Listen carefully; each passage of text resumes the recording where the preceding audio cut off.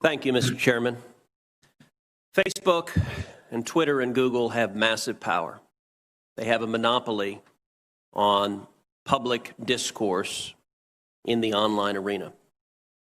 I will say it's dismaying listening to the questions from our Democratic colleagues, because consistently the message from Senate Democrats is for Facebook and Twitter and Google to censor more, to abuse their power more, to silence voices that Senate Democrats disagree with more. That is very dangerous if we want to maintain a free and fair democracy, if we want to maintain free speech. There was a time when Democrats embraced and defended the principles of free speech. There was a time when Democrats embraced and defended the principles of a free press.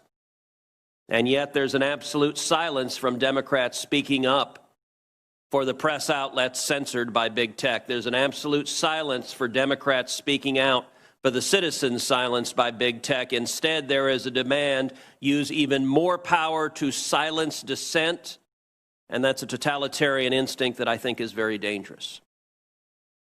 At the same time that big tech exercises massive power, it also enjoys massive corporate welfare through the effect of Section 230, a special immunity from liability that nobody else gets. Congress has given big tech, in effect, a subsidy while they become some of the wealthiest corporations on the face of the planet. Mr. Dorsey, I want to focus primarily on Twitter and ask you initially, is Twitter a publisher? Is Twitter a publisher? Yes. No, we are not. We distribute information. So what is a publisher? An entity that is publishing under editorial guidelines and decisions.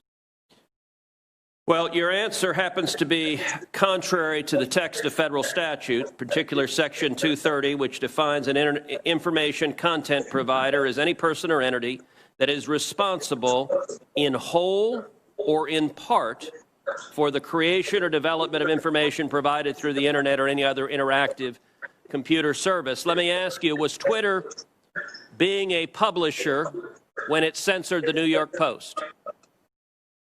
No, we have very clear policies on the conduct we enable on the platform. And if there's a violation, we take an enforcement action, and people choose to commit to those policies and to those terms of service.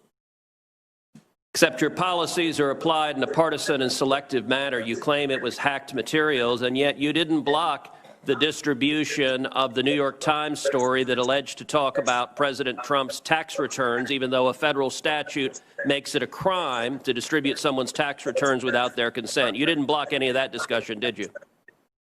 Our policy was focused on distribution of the actual hacked materials. Did you block the discussion of the president's tax return material?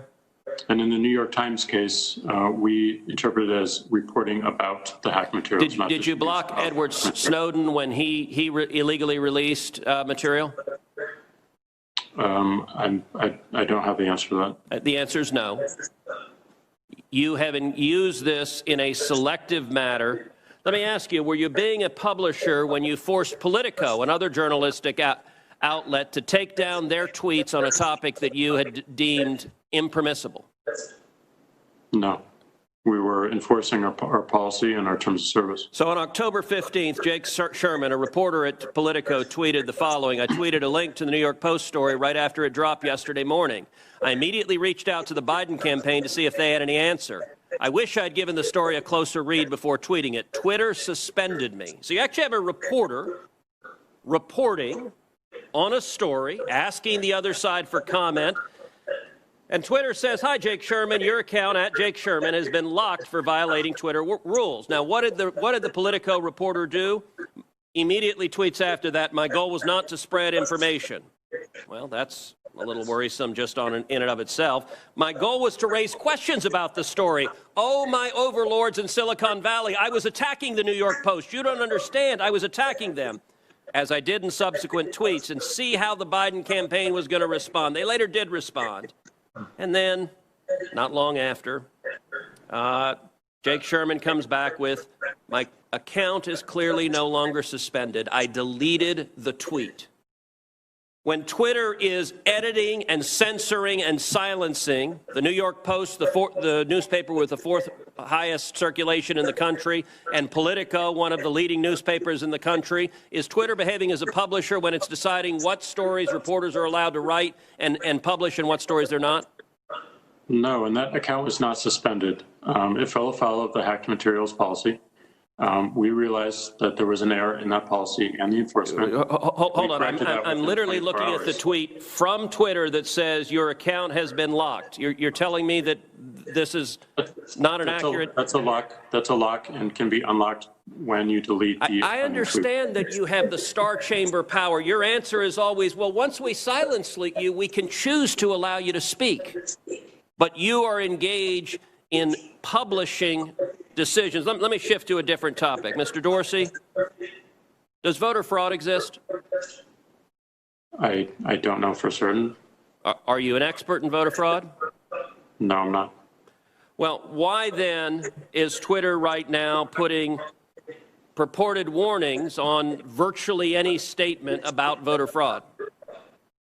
We're simply linking to a broader conversation so that people have more information. No, you're not. You put up a page that says, quote, voter fraud of any kind is exceedingly rare in the United States.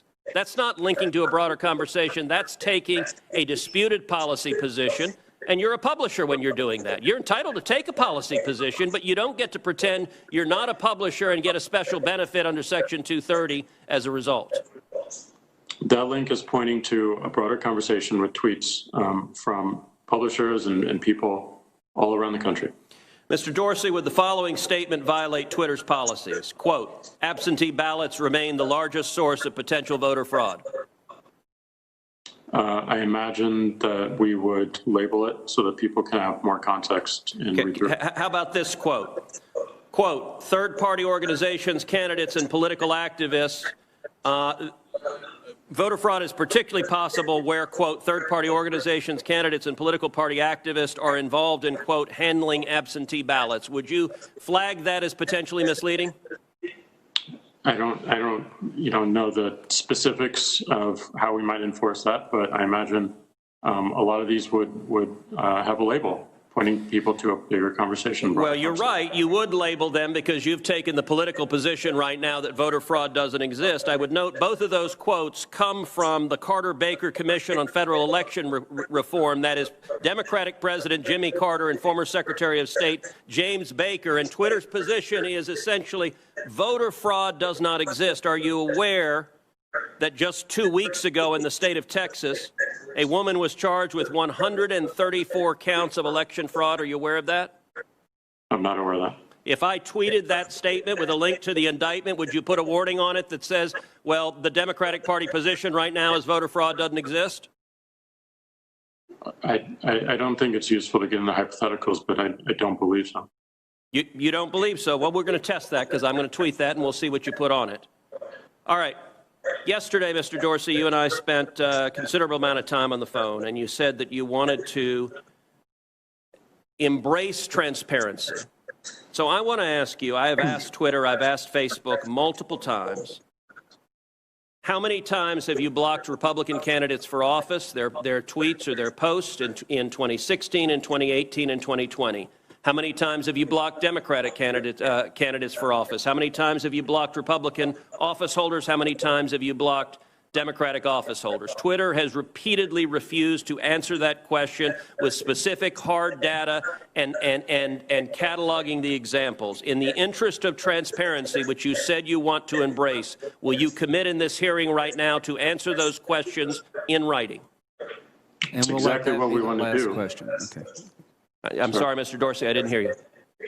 That's exactly what we're pushing for as we think about building upon 230. Is that a yes that you will answer those questions in writing?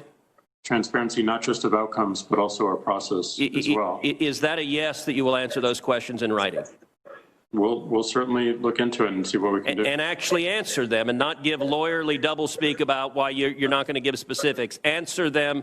Will you commit to this committee that you will answer those questions?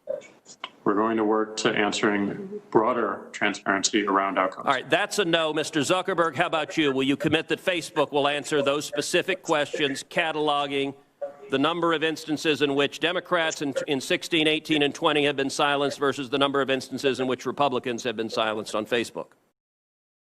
Senator, I'm not sure if we have that data available, but I will follow up with you or your team. Okay, I'm going to take that as a yes, and I'm going to take Twitter. We'll see if it's a yes or transparency is bogus and we don't intend to provide it. Senator Durbin. Thank you, Mr. Chairman. We live in a dangerous world. Issues of national security,